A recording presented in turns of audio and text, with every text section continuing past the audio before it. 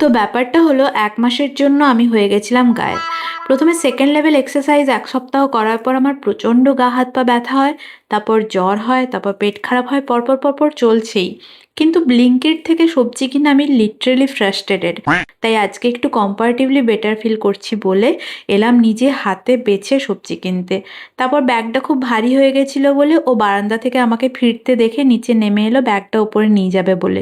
ও যেত আমার সাথে, বাট ওর একটু অফিসিয়াল কাজ ছিল বলে যেতে পারেনি।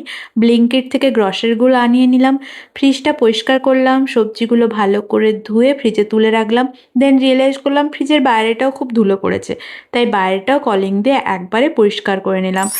শরীরটা সত্যিই ভালো যাচ্ছে না, জানি না কেন। প্রচণ্ড টায়ার্ড ফিল হয় সব সময়, ক্লান্ত লাগে, একটা ব্যাক পেন হয়। তাই জন্য আর ইচ্ছে হচ্ছিল না কিছু করতে।